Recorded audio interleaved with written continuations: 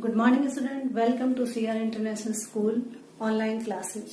बच्चों, आज हम 11वीं कक्षा से हिंदी विषय का पाठ पढ़ रहे हैं, 7वां पोएट्री सेक्शन से, और जिसका नाम है गजल। गजल जो है, ये वाली गजल जो है वो कवि दुष्यंत कुमार ने लिखी है।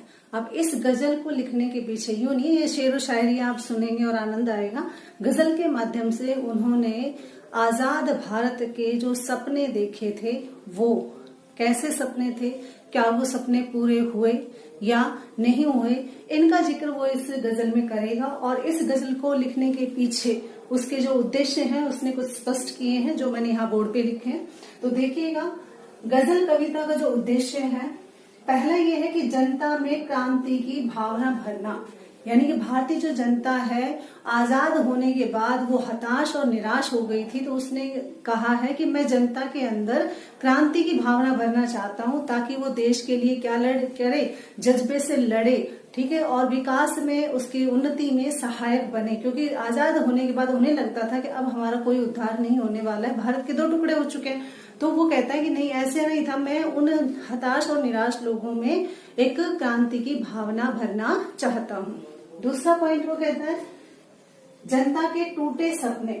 यानी कई बार क्या होता है कि भारत जब आजाद हुआ तो उस समय बहुत सारे भारतवासियों के बहुत सारे सपने थे कि शायद अब हमारे कर्ज माफ हो जाएंगे, शायद हमें रोजी रोटी मिलेगी, शायद हमारी छत होगी, हमें रोटी कपड़ा और मकान मिलेगा। तो बहुत सारे उन्होंने सपने देखे थे। लेकिन सत्ताधारी जो लोग, अब यहाँ पर उस समय की सत्ता का ही नहीं, वर्तमान सत्ता के ऊपर भी उसने व्यंग किया है कि जो सत्ताधारी लोग हैं वो अपना शासन करने के चक्कर में जनता की जरूरतों का ख्याल नहीं रखते, और जनता की जो बजट होता है उन तक नहीं पहुंच पाता, और वो सपने उनके टूट जाते हैं। ठीक है, आपने भी देखा होगा 5 साल में सरकार बदलती है, वादे बहुत बड़े बड़े होते हैं, लेकिन वो कोई भी वादा निभाया नहीं जाता। तीसरा जो पॉइंट है वो बात करते हैं जीवन गरीबी में जीने के आदी।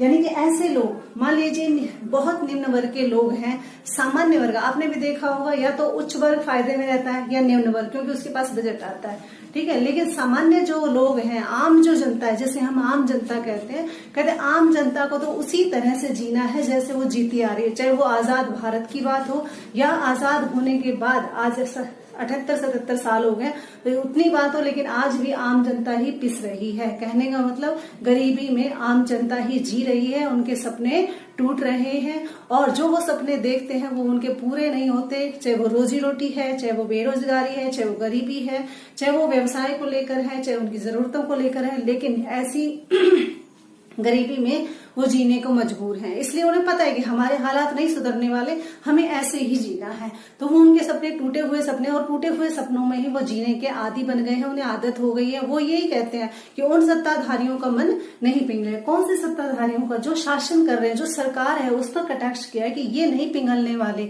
ये हमारे ऊपर दया दिखाने वाले नहीं है, या जो भी बजट होगा ये हम पे खर्च करने वाले नहीं है, और जो बजट है वो निम्न वर्ग तक नहीं पहुंच पाता, अर्थात जमीनी लेवल पर वो नहीं पहुंच पाता। ये सिर्फ कागजी कार्रवाई में तो ये सारी चीजें अच्छी लगती है, लेकिन नीचे उनकी जनता तक उसकी पहुंच नहीं हो पाती। अगला पॉइंट हम देखते हैं, सत्ताधारियों पर व्यंग किया गया है। सत्ताधारियों पर व्यंग का मतलब है कि वहां पर जब सत्ता आती है तब हम ये कर देंगे, वो कर देंगे, वो जनता को बड़े बड़े सपने दिखाते हैं, लेकिन कोई भी सपना उनका साकार नहीं होता। तो वो कहते हैं सत्ताधारी लोग सिर्फ अपनी सत्ता को बचाने के लिए ऐसे वादे करते हैं, और जनता की गरीबी का शोषण, जो जनता है, गरीब जनता, उसका शोषण करते हैं। 5वां जो पॉइंट है, कवि का प्रयास।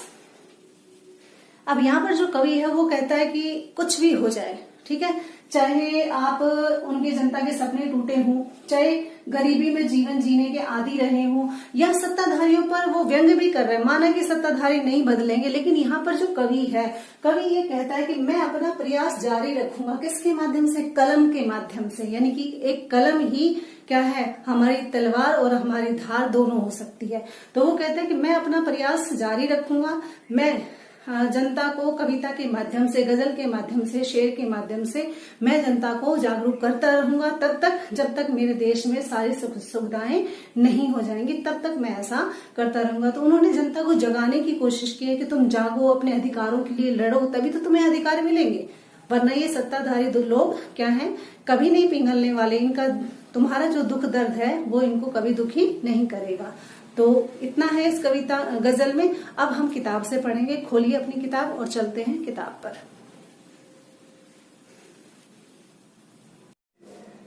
पहले शेर में कवि कहते हैं कि कहाँ तो तय था चिरागा हर एक घर के लिए, कि कहाँ तो यानी भारत जब आजाद हुआ तो ये तय हुआ था। अब यहाँ चिरागा का मतलब बेटा, चिराग का मतलब होता है दीपक, लेकिन यहाँ पर जो प्रतीक चिन्ह है वो है खुशियां, कि ये कहाँ तो ये तय किया गया था कि हर एक घर के लिए क्या होंगी, खुशियां होंगी, अर्थात हर एक घर में दीपक जल उठेंगे। ऐसी बात कही गई थी, हर एक दीपक जल उठेगा, इस तरह की बात थी कि भारत जब आजाद होगा तो हर घर में खुशियां होंगी, खुशियों के दीप जलेंगे।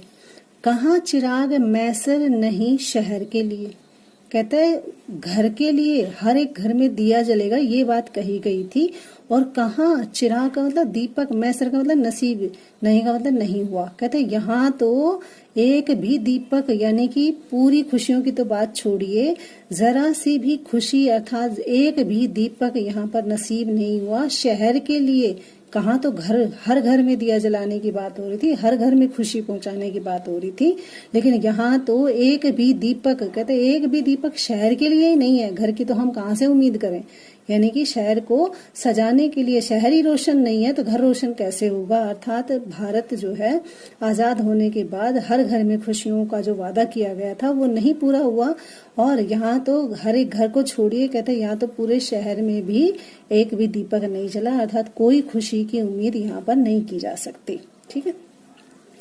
दूसरे शेर में कवि कहते हैं यहाँ दरख्तों के साए में भी धूप लगती है। अब दरख्त का मतलब होता है पेड़ और साए का मतलब होता है छाया और धूप का मतलब आप जानते ही हैं। कहते जैसे हम धूप में पेड़ की छाया के नीचे खड़े हो जाते हैं, लेकिन किस लिए खड़े होते हैं पेड़ की छाया के नीचे, ताकि हमें वहां पर राहत मिल सके। कहते यहाँ तो दरख्तों के साए में खड़े हैं, अर्थात यहाँ दरख्त क्या है, आजादी। ठीक है। और आजादी की जो हमें खुशियां मिली हैं, कहते वो धूप की तरह लगती हैं, यानी कि आजाद तो हम हो गए दरख्तों के साए में, अर्थात आजादी में तो हम जी रहे हैं, लेकिन उस साए में भी, आजादी के साए में भी धूप लगती है। धूप है बेटा दुख का प्रतीक, कि आज भी हमें उतना ही दुख है, यानी कि आजाद होने के बाद हमारे पास आज भी वो सुख सुविधाएं नहीं है जो हमें मिलनी चाहिए थी। यानी जैसे पेड़ के नीचे खड़े हैं और फिर भी धूप लग रही हो तो उस पेड़ का क्या फायदा।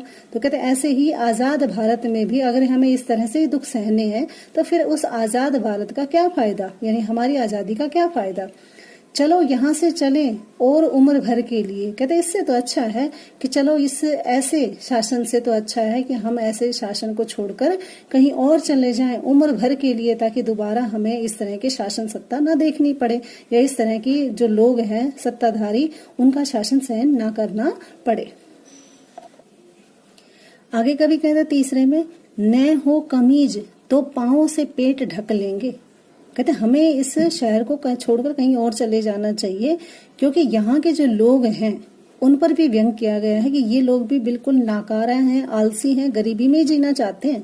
कहते न हो कमीज, कहते हैं यहाँ पर भारतवासी ऐसे लोग हैं अगर उनके पास कमीज ना हो, अर्थात सुख सुविधाएं, कमीज बेटा यहाँ पर सुख सुविधाएं के प्रतीक है।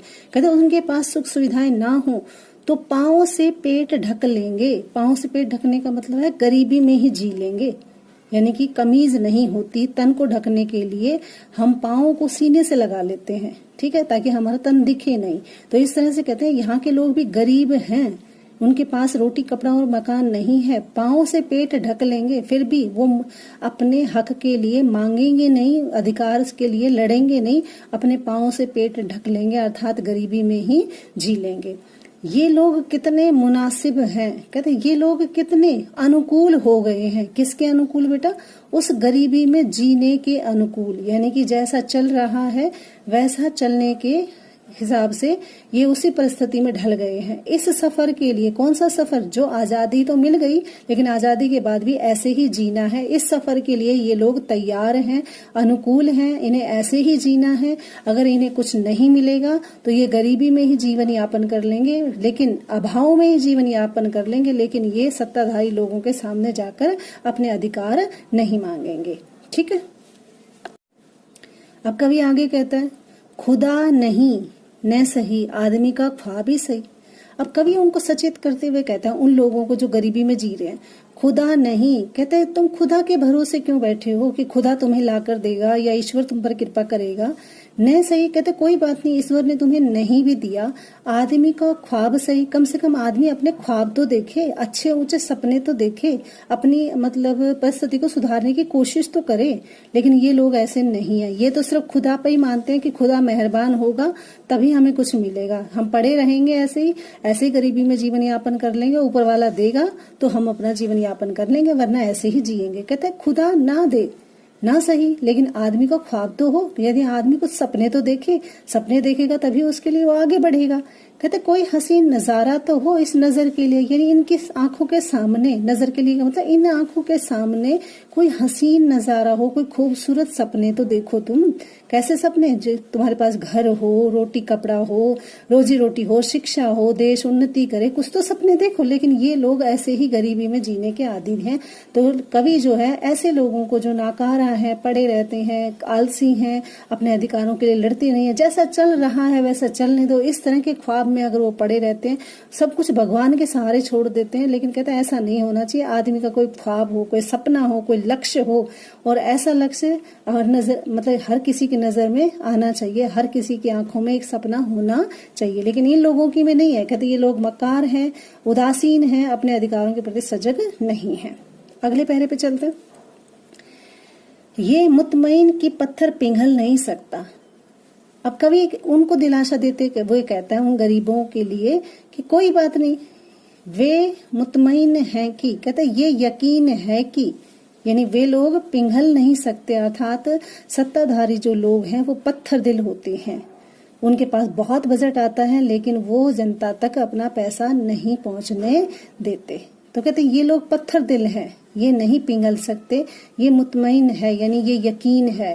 कैसे लोगों को? इन लोगों को ये यकीन है कि ये जो पत्थर दिल इंसान है, अर्थात ये जो सत्ताधारी लोग हैं, जो शासन करते हैं, जिसकी सरकार चलती है, कहते ये पत्थर दिल हैं, ये यकीन उन्हें हो गया है कि ये पत्थर दिल है, ये नहीं पिघलेंगे, ये हमारे बारे में नहीं सोचेंगे।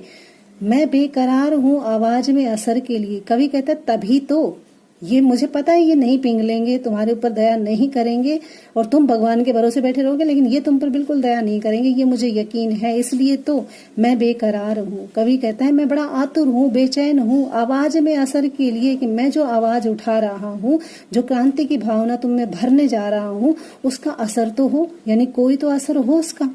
यानी तुम मेरा साथ ही नहीं दे रहे, तुम मेरे साथ आगे ही नहीं बढ़ रहे, तुम्हें पता ही नहीं है देश में क्या होना है, तुम अपने अधिकारों के लिए मेरे साथ खड़े तो हो। तो कवि कहता है मैं बेकरार हूँ कि मैं जो आवाज उठा रहा हूँ उसमें कुछ तो असर हो। यानी लेकिन कवि क्या कहता है कि यहाँ के लोगों को कोई परवाह नहीं है, ये बेअसर हैं, ये बिल्कुल ऐसे ही जिएंगे, इन्होंने ठान लिया है कि हमारा जीवन ऐसे ही रहेगा। क्यों? क्योंकि वो पत्थर दिल कभी पिघलेंगे नहीं और हम पर दया करेंगे नहीं और हमारा हाल ऐसे ही रहेगा। लेकिन कवि कहता है कि मैं तो अपनी आवाज से, अपनी कविता से, इस शेर के माध्यम से तुम में और शासन में परिवर्तन लाना चाहता हूँ, लेकिन तुम मेरा साथ तो दो। कवि कहता है मैं उस बदलाव के लिए कोशिश कर रहा हूं, लेकिन उस बदलाव में तुम्हें मेरा साथ देना होगा। आगे कवि कहता है कि तेरा निजाम है सील दे जुबान शायर की। अब कवि उन सत्ताधारी लोगों की तरफ भी संकेत करता है कि तेरा शासन ऐसा है, अर्थात जो सरकारी लोग होते हैं उनका शासन का दबदबा इतना होता है कि सील दे जुबान शायर की। सील देगा मतलब हत्या कर देते हैं, मार देते हैं, जुबान सील देते हैं, या मतलब पैसे देकर उनकी जुबान बंद कर देते हैं। किन की? शायरों की। शायर का मतलब जो कविताएं लिखते हैं, जो अखबारों में छापते हैं। ठीक है, बहुत सारी आपने देखा होगा अखबारों में आता है कि उस रिपोर्टर के बारे में क्या है, मतलब उसको मार दिया गया, ठीक है, उसे मतलब पैसे दे दिए गए ताकि वो उसकी पोल ना खोले। तो कहते हैं ऐसे में ये शासन ऐसा है कि अगर ये इसका दिल करे तो ये मेरी जुबान भी सील सकता है, अर्थात मुझे मौन कर सकता है, मेरी हत्या कर सकता है, या मेरे ऊपर क्या है दबाव बना सकता है चुप रहने का। ये एहतियात जरूरी है, लेकिन इसे ये भी पता है कि ये सावधानी जरूरी है इस बहर के लिए। लेकिन कहते हैं मैं जो शेर लिखता हूँ इसके लिए ये सावधानी भी बरतते हैं। सावधानी क्यों? क्योंकि कलम ही इनको सत्ता दिलाती है, अर्थात अखबारों में अगर हम नहीं छापेंगे तो इनकी सत्ता आगे नहीं चलेगी, इस बात का इन्हें पता है। हाँ जी बेटा, फिर से रिपीट कर रहे हैं।